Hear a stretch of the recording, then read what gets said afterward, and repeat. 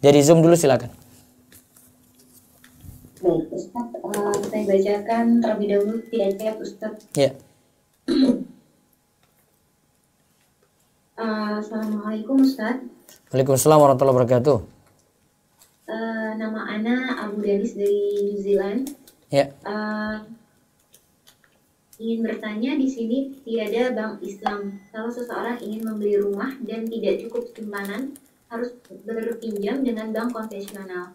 Ana kenal beberapa sahabat muslim yang membeli rumah dengan berpinjam dengan bank konvensional. Ini karena mereka berpegang pada fatwa Syekh Yusuf Al-Qaradawi yang dikeluarkan pada tahun 1999, di mana orang Islam yang tinggal di negara barat dibenarkan untuk berpinjam dengan bank konvensional yang jika tiada bank Islam. Adakah fatwa ini boleh diterima, Ustaz? Jazakallah khair. Asalnya tidak boleh. Allah alam ya, saya masih nganggap beli rumah itu bukan keadaan darurat ya. Sama seperti nanti kita sampai pada bahasan itu pinjam uang di bank.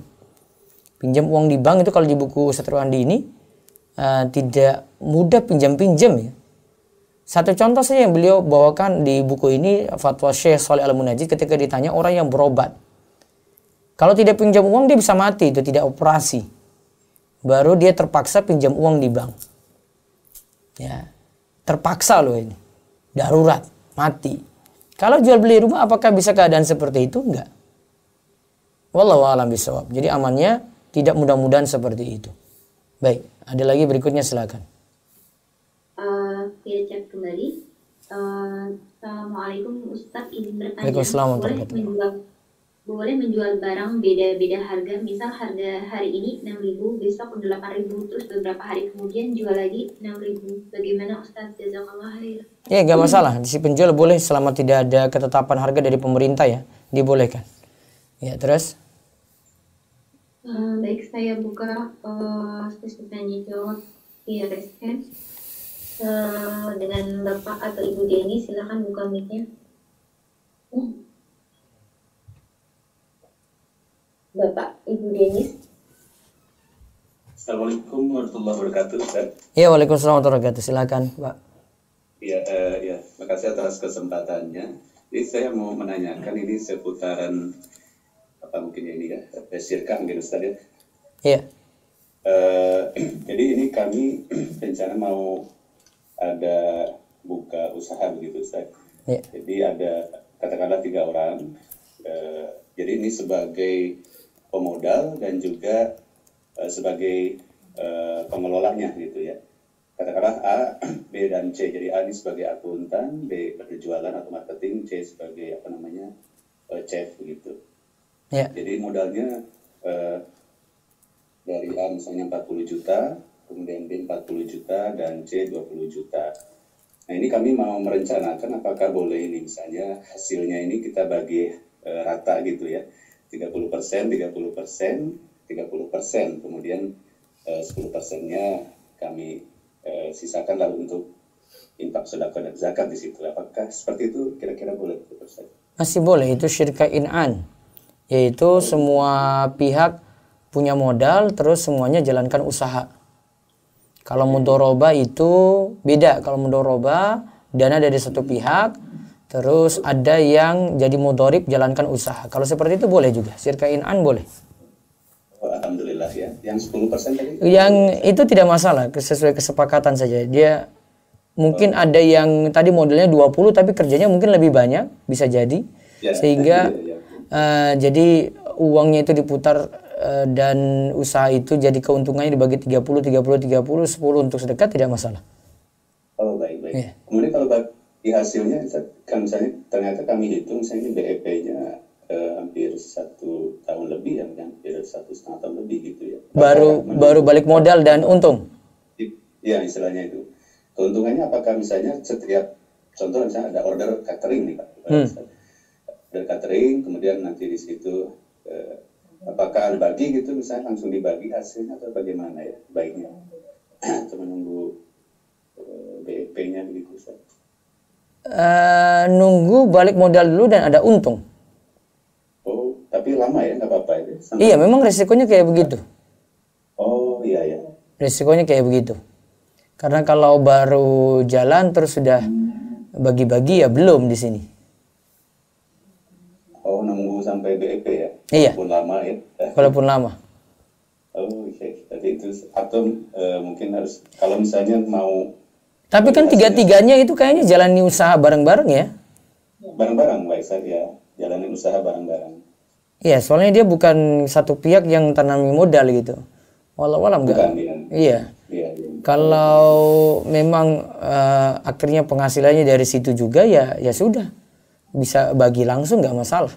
Yang masalah itu kalau mudharabah itu kenapa harus tunggu sampai balik modal dulu ya, dikarenakan bisa jadi rugi gitu. Oh iya. Iya, nanti yang pemodal untung terus dia. Kalau misalnya pemodal serahkan langsung pada pengelola ya, pemodal nggak kerja apa-apa ya.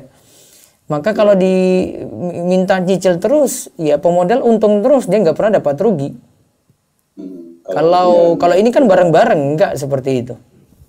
Bareng-bareng. Iya. Tapi tetap nunggu ya atau bagi hasilnya. Iya, baiknya nunggu. Iya. Oh, nunggu baik. Iya. Oke, baik.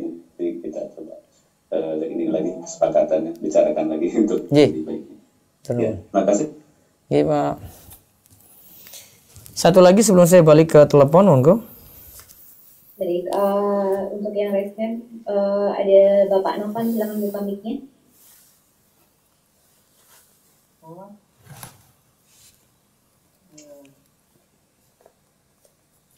Bapak Novan. Bapak Novan. Baik, dengan Ibu Nenden, silakan buka mic-nya. Ya, syukron. Bismillah, Assalamualaikum warahmatullahi wabarakatuh, Ustaz. Waalaikumsalam warahmatullahi wabarakatuh, silakan. Ustaz, kemarin Ustaz menjelasin tentang zakat itu, Ustaz. Iya. Ya, karena mau tanya gini, kami kan mau jual rumah, Ustaz, udah lama sih, dari 2017 ya. Cuman sampai sekarang kan belum laku tuh rumahnya. Akhirnya kami sewakan aja gitu sekarang ini. Nah, itu apakah terhadap rumah tersebut zakatnya seperti apa, Ustaz? Sekarang sudah alih fungsi itu.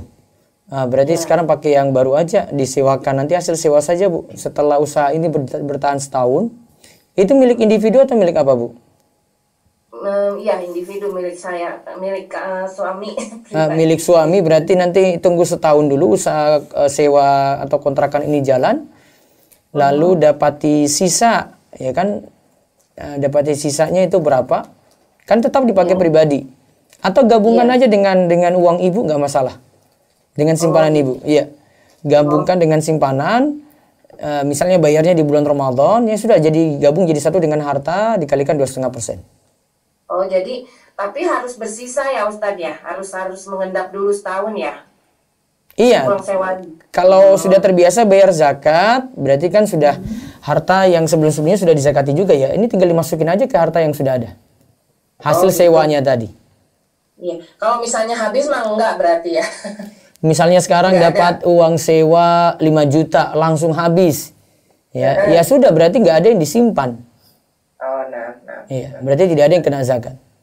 Nah, kalau misalnya ternyata rumah itu terjual misalnya, Ustadz. Nah, itu dizakati atau tidak? Tunggu juga bertahan setahun. Oh, pakai dulu. Ya. Gitu ya. Ya, syukran Ustadz atas jawabannya. Baik. Assalamualaikum. Waalaikumsalam warahmatullahi wabarakatuh. Baik, dari WA silakan. Iya, WA silakan. Saya memberikan les pelajaran kepada anak dari teman ibu saya. Namun karena merasa tidak enak, saya tidak mematok harga dari les tersebut. Terserah mau bayar berapa. Apakah itu termasuk gharar, Ustadz? Lalu bagaimana solusinya? Masalah tidak enak ini dicegah dulu lah. Nanti ada kata-kata yang tidak enak muncul di belakang. Jadi ketika dibayar tuh nggak pas. Terus dia bandingkan dengan teman yang lainnya. Kok kalau teman saya itu ngajar les juga dapat 100.000. Kok saya cuma dikasih 50.000 ya? Ya kalau dia nggak protes apa-apa sih ya nggak masalah sih. Tapi kadang kalau lihat orang lain dapatnya lebih kok saya enggak, ya jadi nggak enak gitu. Muncul belakangan itu rasa tidak enak seperti itu. Jadi tetapkan awal saja. biar tidak timbul konflik belakangan. Ya, akhirnya sudah sepakat saling ridho dan tidak muncul sesuatu yang tidak enak nanti di lain waktu. Wallahu a'lam. Terus ada telepon? Baik, baca WA lagi silakan. Ustadz, beli barang dengan cuci gudang, bolehkah Ustadz? Misal harga normal 1 juta, harga cuci gudang 850.000. Masih boleh, tidak masalah. Ya. Ya, ada telepon ya. Assalamualaikum. Iya, dengan siapa di mana? Iya, silakan Bu.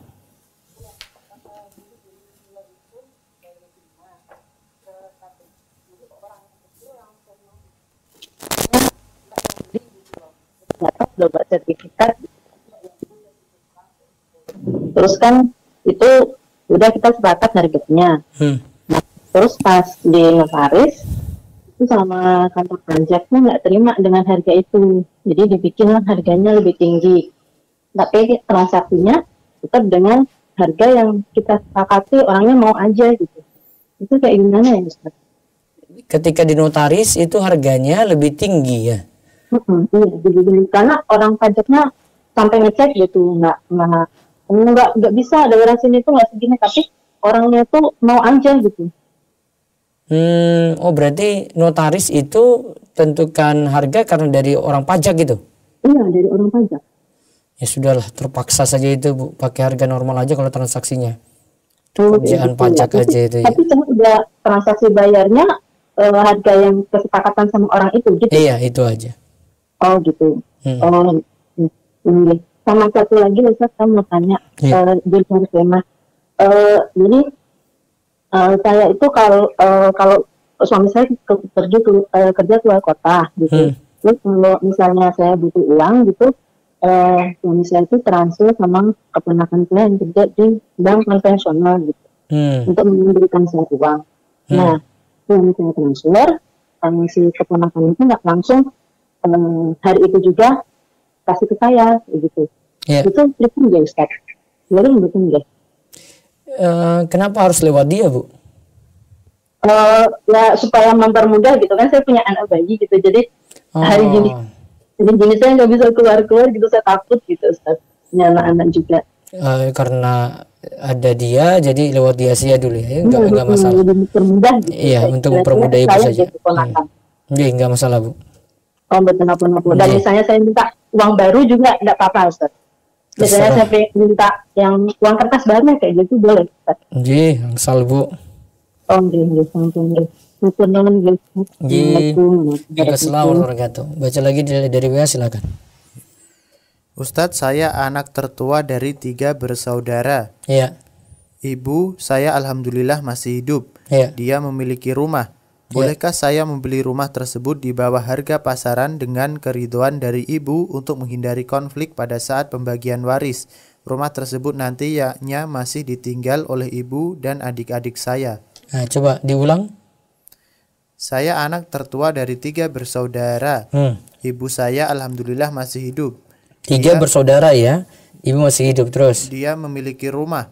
Iya. Bolehkah saya membeli rumah tersebut di bawah harga pasaran dengan keridhoan dari ibu untuk menghindari konflik pada saat pembagian waris? Rumah tersebut nantinya masih ditinggali oleh ibu dan adik-adik saya. Kalau tujuan seperti itu Allah alam tidak masalah ya. Masalah harga asalnya pakai standar dulu lah. Walaupun itu dengan kerabat ya. Ya, walaupun tadi kalau dengan kerabat dengan harga di bawah dari harga standar boleh gitu. Tapi kan ini dengan orang tua sendiri bisa lebihkan saja nggak masalah. Tapi secara hukum masih boleh tadi. Wallahu a'lam. Baik, satu lagi dari WA silakan. Izin bertanya, detail keraguan Ustadz tentang transaksi transfer via Flip bagaimana Ustadz? Karena di beberapa bank itu tidak bisa gratis itu transfernya ya. Setahu saya seperti itu. Dia punya banyak rekening tapi kok semuanya bisa gratis gitu loh. Yang saya tahu dan tanyakan itu seperti itu. Nanti saya tegaskan lagi. Saya masih ragunya di situ. Wallahu a'lam. Baik. Ada di sini di YouTube, apakah kalau kita kredit Honda di showroom itu haram walaupun kita sepakat dan ikhlas membayar di antara kedua belah pihak? Kalau kredit di sini melibatkan leasing, maka dia melibatkan lembaga lain yang dimana pihak leasing ini sebenarnya meminjamkan kita uang untuk beli motor tadi gitu. Karena pihak leasing itu tidak punya motor. Walaupun dengan kita ridho sekalipun, ridho ini tidak dianggap. Karena bukan sekadar ridho saja gitu. Namun dilihat di sini transaksinya benar nggak? Transaksinya masalah di situ. Ini riba. Ya. Apakah rumah warisan yang niat hendak dijual harus bayar zakat walaupun rumah tersebut belum terjual? Tunggu terjual dulu. Tapi kalau ini bertahan selama 1 tahun tidak laku, berarti dari harga jualnya kena zakat. Ya, kena zakat. Tetapi masalahnya di sini ini kan jadi harta waris, jadi milik bersama. Harusnya dipastikan dulu kalau mau ini kena zakat milik individu, karena harta yang kena zakat itu dimiliki secara sempurna oleh perorangan. Ya. Jadi dipastikan dulu. Nah, ini milik siapa?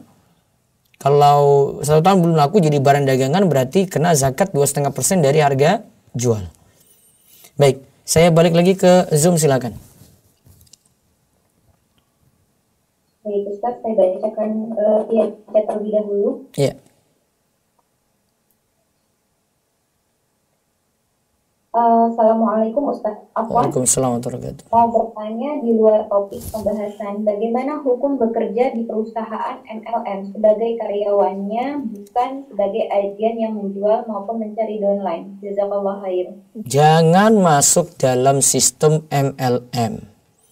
Baik sebagai pekerjanya, baik sebagai anggota, tapi tidak cari downline, cuma memanfaatkan produk saja, ya, karena sudah mendukung sistem. Sistemnya sistem yang bermasalah, zolimi orang. Nanti kita akan sampai di MLM, nanti ada pembahasan detail di situ. Ya, jadi saran saya pokoknya jangan masuk dalam sistem MLM. Kita tidak beli produk, kita tidak cari downline, tapi kita rugikan orang banyak di situ yang ada di downline dan seterusnya ya. Ya, tolong pertimbangkan seperti itu. Ya. Ada lagi? Pertanyaan kedua, bagaimana menjalankan usaha dropship untuk barang custom? Sebelumnya dropshipper membayar sejumlah uang untuk menjadi anggota dropshipper. Iya, nggak masalah. Dropshipper bebas menentukan harga jual karena ini barang custom, jadi dropshipper bisa mengganti desain pada barang tersebut langsung di foto katalog barang. Apakah boleh menjalankan usaha seperti ini? Ustaz, jazakallah khair. Ya, masih boleh, yang penting dia jadi wakil. Tapi kalau itu masih custom juga tidak masalah, dia jadi marketer berarti ya. Istilah ini sih saya itu jadi wakil atau marketernya untuk promokan. Terus nanti secara izin foto dia bisa edit, terus dia utak-atik foto itu untuk jualkan, boleh. Ya, jadi posisinya sebagai wakil dibolehkan. Wallahu a'lam. Terus ada lagi? Pertanyaan via reskan dengan Bapak atau Ibu Sal, silakan buka mic-nya. Assalamualaikum Ustaz. Ya, waalaikumsalam warahmatullahi wabarakatuh. Silakan. Bagaimana hukum transfer melalui aplikasi Gojek atau Dana? Sekarang misalnya aplikasi Gojek itu ada GoPay, bisa transfer ke via bank, tapi ada biaya adminnya jauh lebih murah daripada biaya antar bank. Ustaz, itu gimana Ustaz? Biaya admin lebih murah daripada biaya antar bank. Jadi misalkan kalau pakai Gojek itu 2.500 biaya adminnya, kalau misalkan bank antar bank itu biayanya biasanya 6.000 gitu Ustaz. Biasanya 6.000. Tapi karena ada saldo kita di situ ya. Sehingga iya itu pelayanan dari Gojek itu, dia beri kemanfaatan ke kita. Baiknya tidak dimanfaatin. Namun kalau Dana beda ya. Kalau Dana itu 10 kali dalam sebulan bebas biaya admin ke semua bank gitu Ustaz. Soalnya Dana ini dia itu seperti uang kita pakai belanja. Itu uang kita dalam dompet. Beda dengan Gojek tadi, GoPay itu kita nanam uang di situ, ya kita pinjamkan. Kalau Dana itu seperti uang kita sendiri gitu, walaupun ada biaya admin, iya. Seperti potong rekening lah. Kalau Dana, beda dengan Gojek tadi. Wallahu a'lam. Boleh satu lagi Ustaz? Iya. Bagaimana misalkan kita sebagai pedagang menjual barang ke customer itu mau bayar tapi kita nggak ada kembaliannya. Nah, sebelahnya itu ada pedagang lain terus kita minta boleh tukar uang nggak gitu kan, misalkan uangnya 20.000 Ustaz.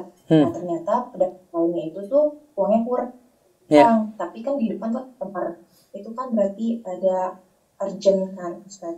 Nah itu gimana Ustaz, ada riba nggak di situ Ustaz?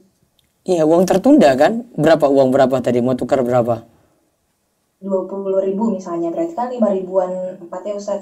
Iya. Nah si penjual lainnya itu cuma ada 5.000-an 3, berarti 5.000-nya lagi kan ngutang kan ke nggak apa deh kan, si customer itu butuh kembalian 5.000 misalnya, itu gimana? Nggak usah kasih 20.000 dulu, pinjam uangnya kalau gitu. Berarti pinjam aja. Iya, jangan kasih dia 20.000 ambil 15.000, nggak boleh, ada yang tertunda kan 5.000. Oh iya. Ya berarti sini saya pinjam dulu, nanti saya ganti uang itu, kan aman kalau pinjam. Oke Ustaz, terima kasih Ustaz. Jazakallahu khair. Baik, satu lagi. Dari Masjid Respect, ada Bapak Dr. Sigit, silakan buka mic-nya. Ya, waalaikumsalam warahmatullahi wabarakatuh, silakan. Ini tentang melanjutkan yang tadi, itu sekarang ada aplikasi yang bisa membebaskan biaya transfer antar bank. Iya. Kalau kita pakai aplikasi ini boleh apa tidak? Itu tadi saya masih ragunya itu karena kok bisa semuanya itu jadi gratis gitu ya? Iya, ini ada aplikasi seperti itu. Nah, ini saya pelajari lebih detail lagi. Saya takkit lagi, saya kuatkan lagi ke yang pakar di sini. Karena saya ini konsultasikan ke yang lain tentang problem aplikasi tersebut. Kemudian yang kedua, tentang hutang piutang. Nggak ada seorang yang berhutang dengan sebuah jaminan. Contohnya misalnya BPKB mobil. Iya, BPKB mobil ya. Satu tempo, ternyata dia tidak punya etikat untuk membayar. Siapakah yang harus menjual jaminan tersebut? Apakah pihak yang berhutang atau pihak yang memberikan piutang? Ini aja rembukan bersama. Karena di sini kan nggak lewat pengadilan ya. Jadi nggak ada yang bisa memaksa seperti di pengadilan gitu. Kan ini baru rembukan bersama gitu. Kan pegang jaminan. Bilang aja di sini, Pak, saya butuh uang juga. Saya dengan terpaksa mau jual mobil ini, ya disetujui atau tidak, atau mungkin Bapak mau jual sendiri gitu. Jadi kesepakatan bersama saja dulu. Siapa yang mau menjual? Sangat mahal di atas harga pasaran kan. Kalau misalnya jadi pihak pemberi pihak penghutang itu mempersilahkan untuk dijual, tapi harganya di atas harga pasar. Ya inilah agak sulit di situ ya. Kalau cuma sekadar utang lunas ya pakai harga normal aja dulu. Tinggal lobby di sini. Jadi kalau misalnya harga normalnya itu ya mobil ini 50 juta, ya jual dulu 50 juta. Biar cepat utangnya lunas gitu. Jangan terlalu tinggi nanti. Iya memang kalau tinggi nanti yang punya mobil dapat uang untung di situ ya. Tapi kan nanti menyusahkan. Kalau pakai harga standarnya yang penting tidak terlalu jatuh dari harga standar gitu. Itu lebih aman. Ya susahnya di situ. Iya. Problem nanti jualnya sulit terus utangnya nggak lunas-lunas. Iya. Untungnya ke yang punya mobil tadi dia. Dia sudah nggak mau bayar utang, satu. Yang kedua, mobil nggak mau dijual sebenarnya itu karena dia mau dengan harga tinggi. Dia nggak mau pakai harga pasar. Akhirnya rugi di yang memberikan pinjaman. Kalau dia mendesak juga untuk punya uang gitu. Jadi kompromi dua-duanya tengah-tengah lah, pakai standar biasa gitu. Kalau di akhirat boleh nggak kayak tadi? Ya, ujung-ujungnya sih kayak gitu, Pak. Tapi kalau bisa dilobi dulu lah. Mudah-mudahan bisa bicara baik-baik. Bagian besar sekarang itu susah untuk bayar utangnya. Itulah resikonya itu. Ya, nanti ujung-ujungnya tuntutannya di akhirat. Memang sifat menjamin orang uang tuh kayak gitu. Harus siap-siap menderita sakit kayak gini. Mana-mana, bukan kasus ini aja Pak, mana-mana kayak gitu itu ke masalah uang itu, masalah utang itu. Makanya kalau iya, kalau mau ya nggak usah pinjamin, timbang-timbang. Kalau sekarang, oh saya sudah kapok nih pinjamin. Kalau saya sendiri saya kapok pinjamin orang uang, nggak pernah. Biar saya nggak pikiran daripada pinjaminnya. Kalau mau ya kasih aja, nggak usah pinjamin gitu. Kalau pinjamin kita jadi beban juga. Ini kok utangnya belum lunas, kita nanti tagihnya juga kadang nggak sabar. Gitu. Jadi pelajaran untuk kita selanjutnya ya banyak nimbang-nimbang lagi kalau pinjamin orang uang lagi dia. Gitu Pak Sigit? Ya, syukuran lah. Terima kasih. Baik, saya balik dulu ke WhatsApp, silakan. Ustadz izin bertanya, ibu saya meninggal 2 tahun lalu. Sebentar. Waalaikumsalam warahmatullahi wabarakatuh, silakan. Ustadz gini mau tanya Ustadz. Iya. Ini ada titipan pernyataan dari Ini dengan siapa ini? Muraisa. Muraisa lagi. Ya, silakan. Dari suami ini titipan. Iya. Begini, kakak ipar, maksudnya kan kakak suami anak gitu, mendirikan suatu perusahaan Ustadz. Terus kan nama-nama adik-adiknya tuh dimasukkan ke adiknya PT itu ya. Terus kan itu tuh nggak kejelasan itu mau gimana, cuman nyatut nama gitu, dimasuk-masukin ke situ gitu. Tujuannya untuk? Ya mungkin biar kali PT-nya disahkan atau gimana biar gitu. bisa disahkan ya, terus ya. Iya betul. Terus kayak gitu kan, nah adik-adiknya itu kan ikut kerja di situ gitu Ustaz. Kebetulan kan ada adiknya Iwan 3 ya, termasuk suami anak ikut ke situ bantu-bantu gitu. Ya. Terus kan pada kenyataannya kan kadang dibayar, kadang enggak gitu. Sebenarnya sih ketiganya adiknya itu sih kalau berbicara itu tuh nggak ridho sebenarnya, cuman kan karena nggak enak sama kakak gitu kan. Nggak dibayar kerjanya itu, gitu, maksudnya nggak digaji.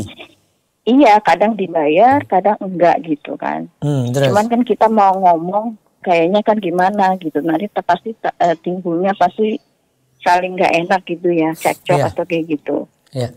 Itu statusnya kakaknya gimana Ustaz? Ya zolim. Bilang zolim atau gimana? Iya zolim lah, ada yang harus ingatkan dia. Tapi kan anak nggak ada kekuatan untuk ini ya. Suami anak juga merasa gimana gitu, nggak enak juga Ustaz. Itu dari dulu tuh seperti itu Ustaz, dijanji-janjiin nanti kalau proyeknya selesai dikasih inilah mobil, inilah apa gitu. Tapi kenyataannya sampai sekarang enggak gitu kan. Iya, harus ada nasihati dia ini, gitu untuk tidak zolim gitu ya. Iya, apalagi belakangan ini istrinya itu menganggapnya adik-adiknya tuh disuplai sama dia gitu kan, maksudnya. Nggak terimanya di situ juga suami anak dan adik-adiknya gitu. Selama ini kita kerja kadang dibayar kadang enggak gitu kan. Ya kalau merasa rugi ya sudah gak usah kerja lagi, biar pelajaran juga untuk dia. Iya. Cuman kan kalau itu kan jadi kayaknya retak gitu Ustaz. Apalagi kan ini saudara kandung ya, takutnya memutus silaturahim gitu loh. Ya ada tetap silaturahim jalan, tapi dia nggak adil juga. Dia yang putus silaturahim duluan dengan nggak gaji. Iya. Dan itu udah berlangsung berpuluh-puluh tahun sebelum menikah gitu. Ya pokoknya ada nasihati dia, insyaallah Allah beri hidayah. Iya. Cuman kan kalau mau ngingatin juga kayaknya kita nggak ada kekuatan apa gitu Ustaz untuk ngingatin pelan-pelan, gitu loh. Ya pelan-pelan, insyaallah bisa. Ya. Gitu aja Ustaz. Jazakallah khairan. Baik. Assalamualaikum. Baik, dari WA silakan. Izin bertanya, ibu saya meninggal 2 tahun lalu. Ayah saat ini masih hidup. Ya. Kapan waktu pembagian waris ibu yang sesuai syariat? Ya, ketika ada yang meninggal langsung dibagi lebih aman biar tidak numpuk lagi dengan harta waris berikutnya. Baik, terakhir dari Zoom silakan. Baik Ustaz, saya bacakan via chat terlebih dahulu. Ya. Afwan Ustaz, izin bertanya. Bolehkah mengambil video dari YouTube untuk bahan mengedit? Apakah termasuk zolim? Terus tentang kopi di web orang atau download yang saya tidak tahu atas hak ciptanya bagaimana Ustaz? Jazakallah khair. Baiknya minta izin ya. Download seperti itu baiknya minta izin. YouTube sendiri tuh punya hak cipta loh, nggak bisa Coba aja ambil dari ada audio-audio yang itu sudah punya hak cipta di YouTube gitu. Diambil, YouTube bisa deteksi gitu. Maka menunjukkan bahwasanya YouTube punya aturan kayak begitu. Bahkan setahu saya orang tidak sembarang download video di YouTube gitu. Secara izin dari YouTube itu tidak izinkan untuk download langsung. YouTube ingin orang dengar langsung di aplikasi YouTube. Coba nanti lihat aturan-aturannya lagi untuk download kayak begitu. Jadi mungkin cuma bisa download cuma di aplikasi YouTube untuk dia putar ulang lagi gitu. Dia play nanti di waktu lain. Kalau mau ya minta izin langsung video dari yang punya. Saya minta videonya, saya mau minta izin untuk edit gitu. Dari yang punya, jadi video mentahnya dia minta. Ya, biasa kalau mau untuk stasiun TV atau apa dari video-video ceramah kayak gini bisa dikasih. Ya, kalau itu manfaat ya, tidak untuk bisnis ya, bisa dikasih seperti itu. Wallahu a'lam. Terus ada lagi silakan. Baik Ustaz, via raise hand ada Umu Arista, silakan buka mic-nya. Alhamdulillah. Assalamualaikum warahmatullahi wabarakatuh Ustaz. Ya, waalaikumsalam warahmatullahi wabarakatuh. Silakan. Ana Umu Arista dari Balikpapan. Ya.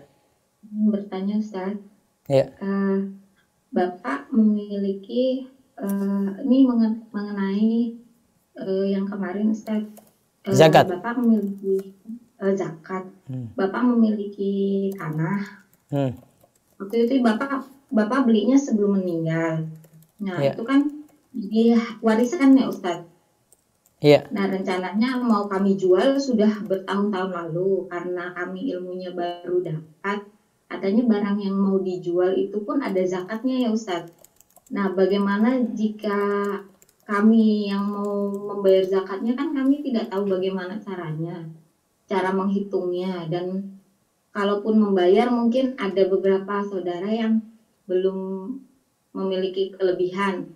Dan mungkin kalaupun karena belum laku-laku sudah bertahun-tahun kan malah takutnya zakatnya lebih besar daripada harganya itu. Bagaimana cara membayar zakatnya Ustaz? Itulah problemnya ya. Itu berapa tahun tanahnya nggak laku? Sudah ada 10 tahun Ustaz. Karena memang Bapak kan dulu. Harga tanah berapa Bu? Nah itu kita jual itu nggak laku-laku Ustaz. Jadi kita turunkan lagi mulai kita turunkan dan belum laku juga sampai sekarang Ustaz. Rencana kan itu ada ibu dari Bapak kan masih ada. Jadi rencana sih pengen cepet dijual biar ibu dari nenek itu kita masih dapat gitu kan. Tapi kok belum laku-laku sampai sekarang. Nah, katanya yang kami ketahui katanya barang yang mau harta yang mau dijual. Iya, tapi nanti kalau nggak ada uang untuk nalangin zakatnya itu ya sudah nanti ketika laku saja. Nah ini belum laku-laku. Oh boleh ya Ustadz seperti itu? Iya, karena ya nggak punya uang. Jadi misalnya saya punya tanah 100 juta. Untuk keluarkan zakatnya 2,5 juta ya. 2,5 juta saya nggak punya. Kecuali nanti kalau tanah ini laku baru 2,5 juta itu ada. Berarti tunggu tanah itu laku baru saya bayar utang zakat saya. Alhamdulillah. Anda takut ini jangan-jangan tanah ini nggak laku-laku karena kami nggak bayar zakat gitu takutnya. Iya, karena nggak punya uang untuk itu gimana? Nah Ustadz. Iya, nanti bayarnya ketika sudah laku saja. Izin bertanya lagi Ustadz, iya. Titipan dari suami. Iya. Suami kan ada toko. Iya. Kebetulan menjual barang jarak seminggu. Jarak seminggu orang yang beli barang itu datang minta kembalikan barang, padahal tidak ada kesepakatan dari awal kalau boleh kembali, alasannya tidak sesuai dengan spek yang dibutuhkan. Jadi kan kasarannya dia mengembalikan barang itu, apakah boleh kami mengurangi harganya atau tetap menerima dengan harga yang kemarin Ustaz? Jadi itu barang bagaimana tadi Bu? Jadi ada orang membeli barang ke kita. Nggak ada perjanjian bahwa barang itu bisa dikembalikan, tidak ada. Tapi jarak seminggu orang itu datang kembali untuk mengembalikan barang dengan alasan barangnya tidak cocok. Barangnya cacat dia bilang? Tidak cocok Ustadz. Maksudnya yang dibeli itu tidak cocok, tidak cocok dengan kebutuhannya dia gitu Ustadz. Jadi barangnya dikembalikan ke kita gitu. nggak bisa ya, akadnya sudah lazim ya, apa sudah mengikat gitu. Jadi itu jadi sudah barang dia. Ini kecuali gini ya, memang ridho, terus akhirnya ya sudah, kamu sudah pakai seminggu ya, nah dia ganti rugi seminggu tadi, dia kembalikan barang. Dia ganti rugi dengan barang yang dipakai seminggu tadi, terus dia kembalikan barang. Itu pun kalau si penjual ridho, kan sudah lepas. Iya. Kecuali ada cacat gitu. Tidak dikembalikan ke kita maksudnya, tapi kita minta harganya dikurangin dari harga belinya gitu loh Ustaz. Apa itu termasuk riba Ustaz? Enggak. Harus dikurangi, memang adilnya kayak gitu. Oh alhamdulillah. Nah makanya suami itu takut karena kemarin sempat terjadi, tapi takut kalau itu hukumnya nggak benar. Enggak. Harus dikurangi dari harga karena kan sudah dipakai seminggu. Dia harus ganti rugi dong. Oh, alhamdulillah, jazakillahu khairan Ustaz. Ya, baik. Cukup dulu dari Zoom, dari WA terakhir silakan. Saya kemarin membeli buku online, tapi dikirim buku yang berbeda. Setelah komplain, saya dikirimi buku yang sesuai. Bagaimana hukumnya buku yang pertama tadi? Karena saya mau kembalikan, penjual sudah tidak merespon dan saya tidak tahu alamatnya. Baiknya dikembalikan, kalau tidak barang tersebut dipegang dulu sampai nanti dapat kontaknya. Kalau ujung-ujungnya tidak bisa lagi dikembalikan, ya sudah disedekahkan saja dengan cara menjual buku tersebut, uangnya disedekahkan atas nama si penjual. Baik, demikian insyaallah besok lagi terakhir untuk pekan ini di hari Jumat kita lanjut. Bagi yang belum mengikuti bisa dengar rekaman ini juga, atau belum mengikuti dari awal ikuti lagi, dan ringkasannya saya biasanya taruh di Telegram. Telegramnya channel grup, link grup Telegram ya bisa dilihat di ini ya, deskripsi video di YouTube channel Rumesa TV ini. Ada di bagian deskripsi, saya letakkan itu sama ringkasan untuk pertemuan ini. Baik, demikian kita cukupkan, kita tutup dengan doa kafaratul majelis. Subhanakallahumma bihamdika asyhadu alla ilaha illa anta astaghfiruka wa atubu ilaik. Assalamualaikum warahmatullahi wabarakatuh.